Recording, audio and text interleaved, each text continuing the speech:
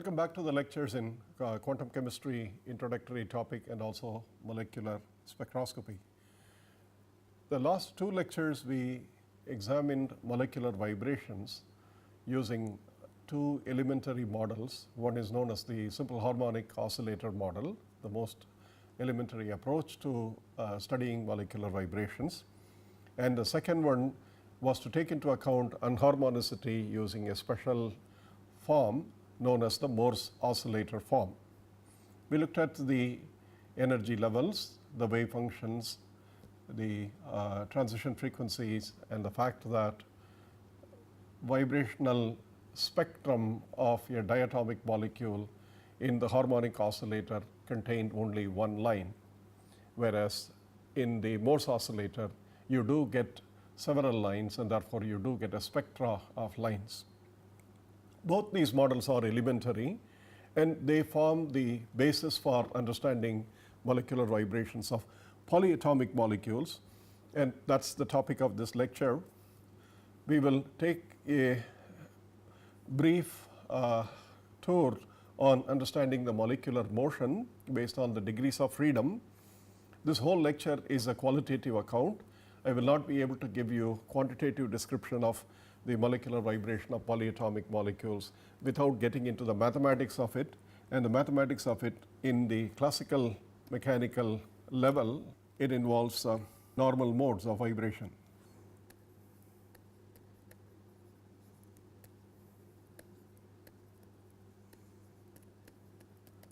This is also the most elementary level in terms of, or the most fundamental level in terms of understanding molecular vibrations.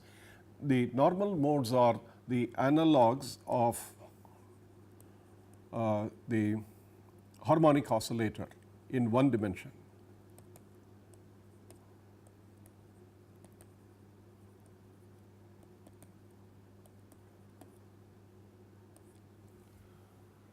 These are approximations of small amplitude vibrations in molecular motion, and at that level, when the amplitude of vibration is very small and the molecular vibrational energies are such that most of the molecular state is in the ground state or very few in the first excited state.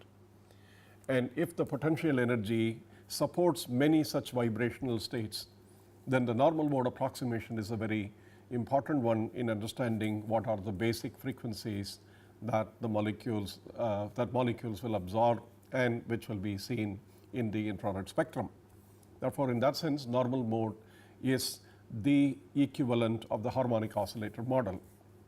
Even to get to the normal mode approximation from the general formula or the general form for the molecular energy involving kinetic energy and potential energy, we have to do some elementary mathematics. I will not do that at this point of time, and that will be relegated to some other lecture in the future in an advanced course in spectroscopy. So here what we will look at is the basic idea, namely that the degrees of freedom of a molecule.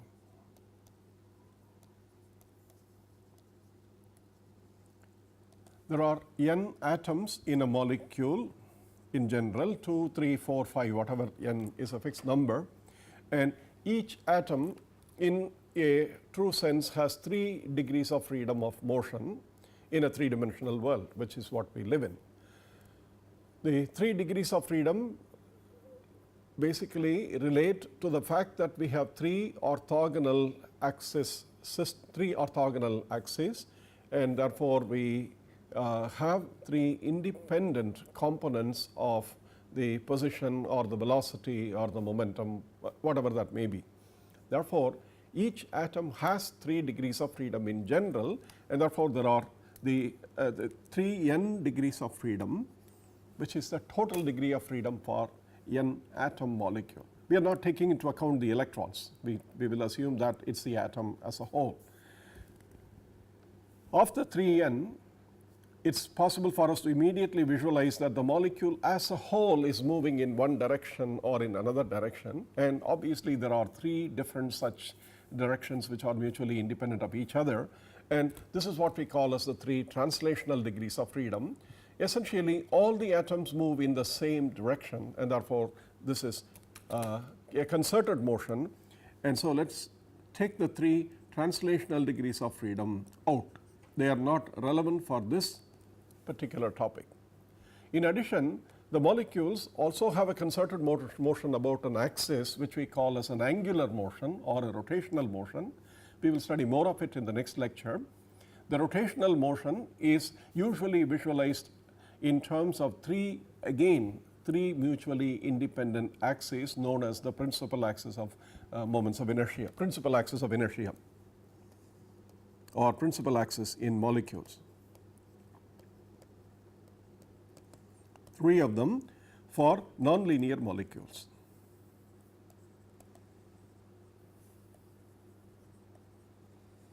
And therefore, we have 3 rotational degrees of freedom, and what is left over is the remaining, namely the 3n minus 6 degrees of freedom, are called genuine vibrations of molecule.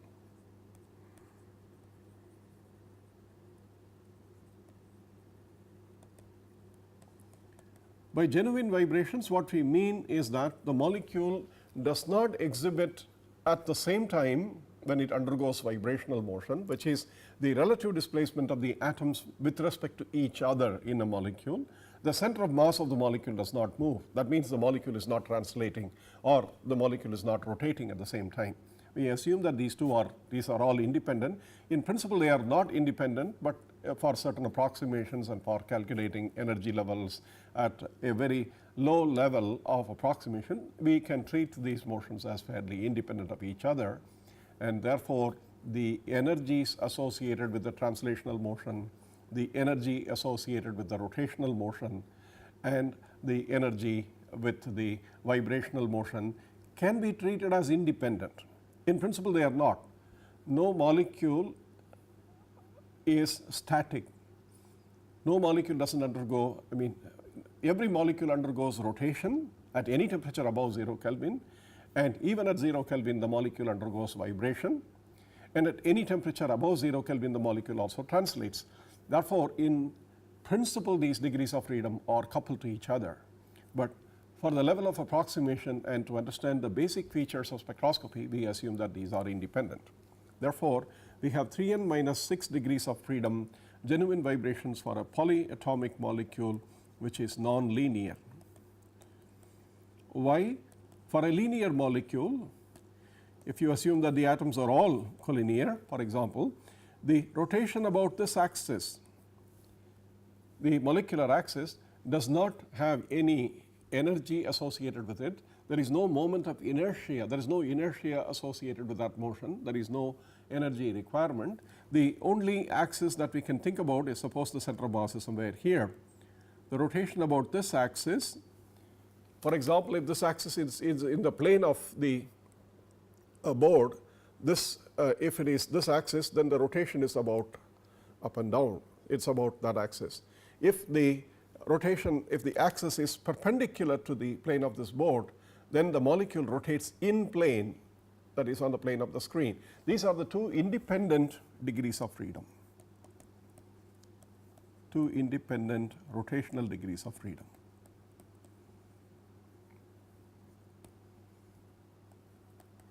Therefore, for a linear polyatomic molecule, we have 3n minus 5 vibrational degrees of freedom. That is one more vibrational degree of freedom than any polyatomic molecule which is nonlinear.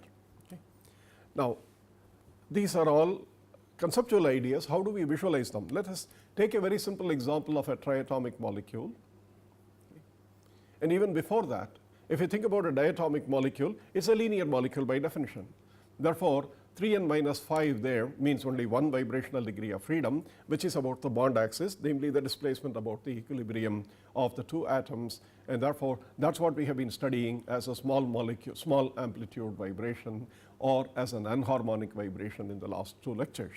Now, if we look at this in the form of a triatomic molecule, for example, to visualize, then a triatomic linear molecule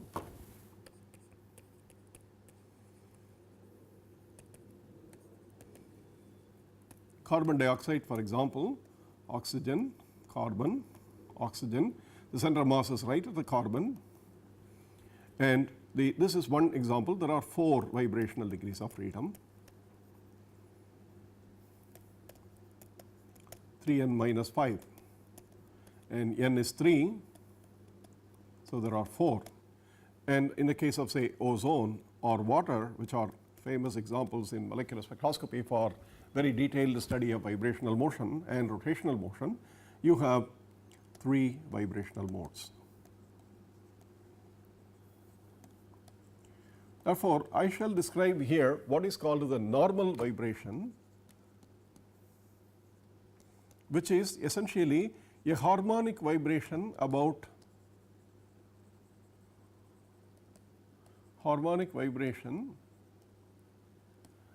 an equilibrium geometry, and this harmonic vibration has a frequency say nu 1 for first harmonic mode, nu 2 for the second mode, and nu 3 for the third mode. These are in general different, except when the molecule has specific symmetries like a threefold symmetry, or in the case of a linear molecule, some of these vibrational frequencies can become degenerate. That is, they will have the same energy, but they will be different vibrational modes, and therefore you have a mix of all kinds. So let us start with the simple example of water molecule. So sorry, we will go with the ozone molecule to begin with. So here is the first picture that you have of a normal mode of vibration of a bent triatomic molecule. Ozone has 2 oxygens with 2 different types, namely the oxygen in the middle connected to the other 2 oxygens, and you can see that in this molecular motion, you can see that the oxygen stretch this bond and the oxygen stretch this bond happen in the same manner. They are symmetric. I mean, the stretch happens at the same level and then it compresses, goes back to the same. Therefore, there is one vibrational frequency. Of course, this is a very slow motion. You are talking about a vibrational frequency of the order of 10 to the 11, 10 to the 12, 13 hertz. I mean, that many vibrations in 1 second. This is a typical picture to tell you what that mode is. Therefore, what you see here is there are 2 things that you have to notice. One, the atoms vibrate or displace themselves about the equilibrium and go back to the equilibrium at the same time, all the atoms. Therefore, the frequency with which each atom vibrates about its equilibrium geometry position, the frequency for all the atoms is one frequency. That is it, nothing more than that. Second, since all the 3 atoms are identical in mass, all the 3 are oxygen, the vibrational amplitudes are also the same. That is, the displacement of these 2 oxygen atoms versus these 2 oxygen atoms, the displacement is about the same length. In fact, it is exactly the same. The amplitude of vibration is the same. Third, the center of mass does not move. The center of mass is right here, right in the middle. Therefore, this is why it is called a genuine vibration, that we have already removed from this picture the overall translation of the molecule. Suppose we go with the molecule at the same speed at which it is translating, then you do not see the molecule move, you only see the vibrations. Like you are in a train, you move inside the train if you close the windows, you do not see the translational motion. You come to know that the train is actually moving when it is decelerating or when it is accelerating. Otherwise, you are in a constant speed frame, and if we go into the frame of the constant speed of the molecules, then we will see only genuine vibrations. Therefore, this is one example of one normal mode of a triatomic molecule. What is the other normal mode? The other normal vibration of a polyatomic molecule, in this case ozone again, is an antisymmetric stretch. You can see immediately that these 2 atoms, that is the bond length, is shortened while the bond length here is lengthened, it is stretched. Therefore, the stretching is anti to each other. That is why it is called antisymmetric stretch. This is another normal vibration. Again, since the atoms are of the same mass, the amplitudes of vibration are the same. The frequency with which this antisymmetric stretch happens will be different from the frequency with which the symmetric stretch happens. Therefore, the symmetric stretch is one normal vibrational frequency, say called nu 1.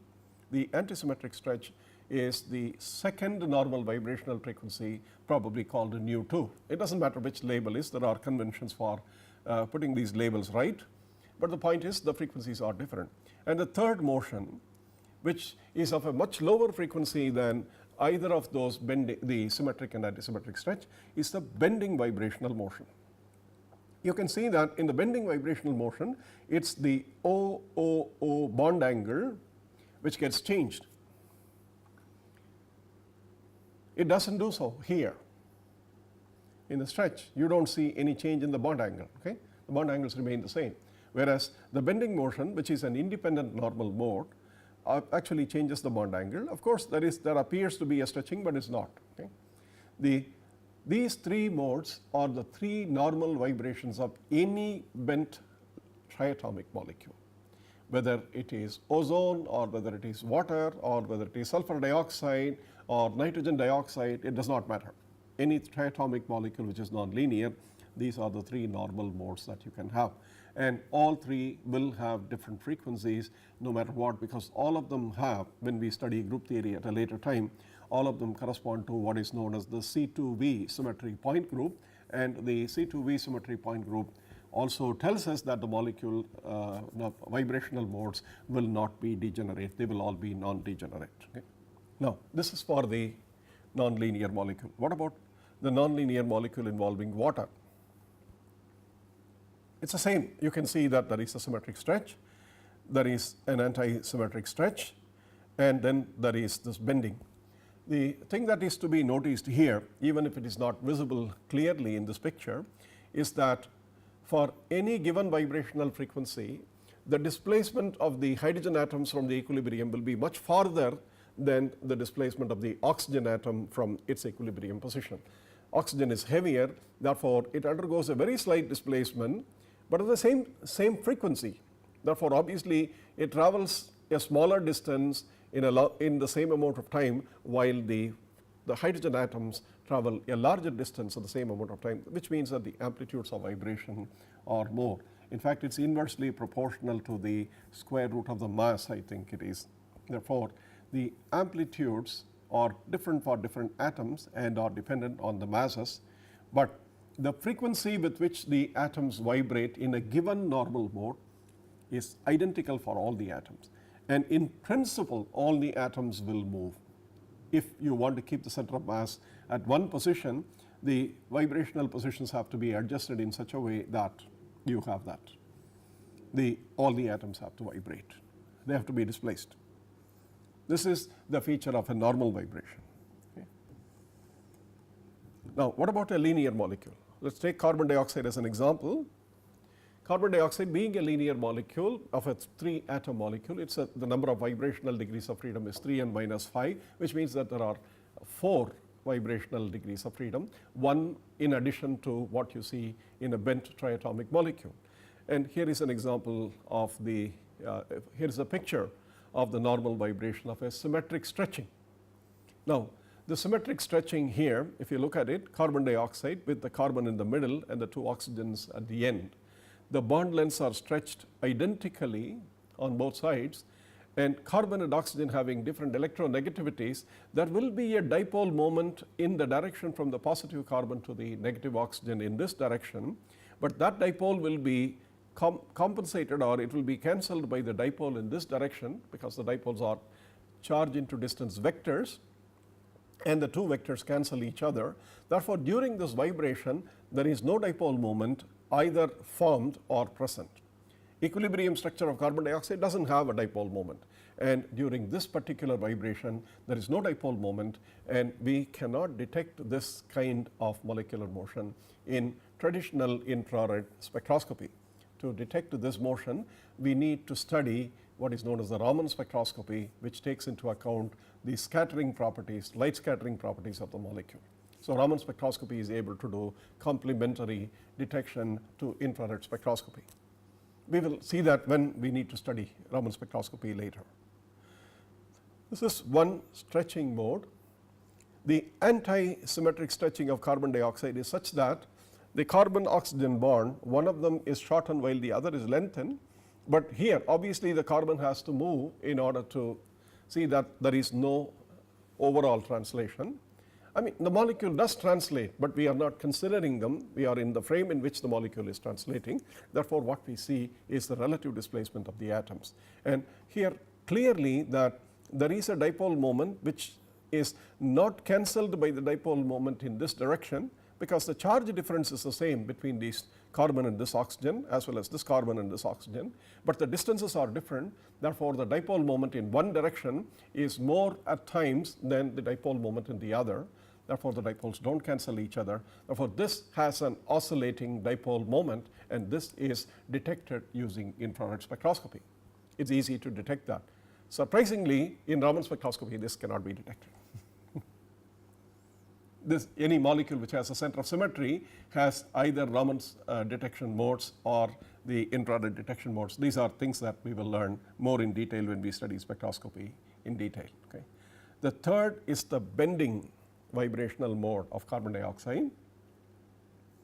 It is a triatomic linear molecule. Therefore, if you take the plane of the screen as the plane of the molecule, then you see in the plane itself the molecule bends to introduce obviously dipole. This dipole moment and this dipole moment will not cancel each other. In fact, they will add as the dipole is increased. The dipole moment will be in this direction. Let me see. This is carbon to oxygen. So, if the dipole is this way, O and CO, the dipole moment usually is written this way, and therefore, the net dipole moment will be in this direction. In fact, the net dipole moment is the sum of the two vectors. Therefore, you can get that vector by simply drawing the diagonal of the parallelogram that is formed with these vectors. You can, the way this picture is drawn, it is like this, but no, the vibrations will be, in fact, the bending will be so symmetric that it will, the dipole moment will always be in this direction. It will increase and it will decrease and decrease as the bond length, as the bending becomes more versus the bending becomes less. In this case, the dipole moment will be only this. Okay. Therefore, there is an oscillating dipole moment, and this is detected, of course, by infrared spectroscopy. The additional feature is that there is a fourth mode. We have seen the three modes: the stretching, the antisymmetric stretching, and then the bending. The fourth bending is obviously in a direction or in a plane independent of this plane, which is orthogonal to this, and you can see that right here. This is in and out of the screen. If you can imagine that the screen is the plane of the molecule, then essentially the carbon atom goes behind the screen, the oxygen atoms come up in front of the screen, and then it goes back and so on. And this movement again produces a dipole moment during the process of the vibration, a growing or a changing dipole moment. So, this is also detected using infrared spectroscopy, and this motion can be observed to undergo transitions. So, these are the four vibrational modes, but since the plane of the molecule or a plane perpendicular to the molecule is irrelevant except for what is called the cataloging different types, the two frequencies, the bending frequencies, are identical, and therefore, the vibrational frequency, the nu of the bending mode in this form and the bending mode in this form, they are both degenerate, which does not happen in the case of a triatomic molecule, which is nonlinear. The normal mode description is one way of describing the molecular vibration. There are also what are called the group modes or local modes of molecules. The local modes often refer to the vibrations of a group of atoms in a molecule relative to the other, and the group frequencies, which are usually listed in the infrared spectroscopy tables of an organic chemistry or an inorganic chemistry textbook, basically tell you that those frequencies are also the ones by which we characterize molecular systems. An example of a group frequency and a traditional infrared spectrum you see here is that of toluene. It has many absorption frequencies. It is not surprising that you have many of them. If you recall, toluene has C6H5CH3. So, it is C6H5CH3, what is it? How many atoms that we have? C6H5CH3, 6 plus 5, orange, 12, 12, 13, 15, 15, okay? Vibration, 15 atoms, and it's a nonlinear molecule, therefore it's 45 minus 6, you have 39 normal vibrational modes.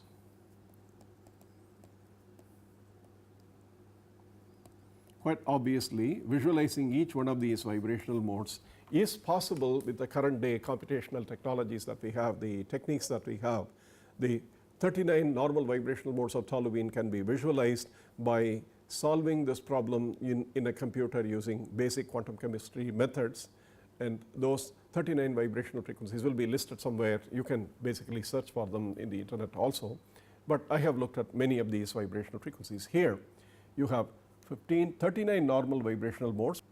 So you can see what is called the bending, rocking, scissoring type of vibrations at very low frequencies, molecular motion, and then you have what are called the absorption frequencies for the symmetric and antisymmetric stretch, as well as this is also part of the bending frequency motion for the toluene, and then at very high frequencies you have got what is called the symmetric and antisymmetric stretch frequencies.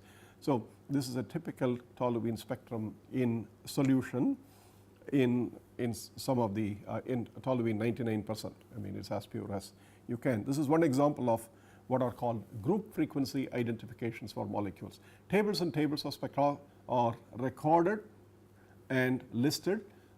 Tens of thousands of lines are known, or maybe hundreds and thousands of lines are known, and these tables basically provide us the fingerprints for identifying molecules if they have already been detected and so on. Therefore, this is a truly experimental spectroscopy phenomenon which allows us to characterize molecules. Now, if you go to another spectrum, for example, this is benzene. Instead of toluene, we have the benzene spectrum, and you can see similar lines that you see in toluene, but toluene of course has more lines. Okay. So benzene, toluene, and metaxylene, for example, one more CH3 group, one less CH3 group if you go through. Therefore, you can characterize these molecules into groups of molecules which have very similar frequencies and then additional ones, and this is very, very well recorded and tabulated, and these frequencies are used by experimental spectroscopies all the time. This is about the group frequencies. In the next lecture, we shall see in detail some of the normal vibrations of many atom polyatomic molecules, and with some very, very notable examples such as the normal mode spectra of methane, ethane, and probably benzene. Benzene has 30 vibrational modes, and it is one of the classic molecules for which the spectroscopy has been carried out. The spectroscopy investigations have been carried out in detail, and benzene is also a very, very beautiful molecule with 30 degrees of vibration, classified according to the molecular symmetry group in a beautiful manner by a very early paper in 1934 or around that time by Professor E. Bright Wilson Jr. at Harvard University. We will see more of such molecular spectra in a qualitative manner in the last lecture on the vibrational spectroscopy for this course. Until then, thank you very much.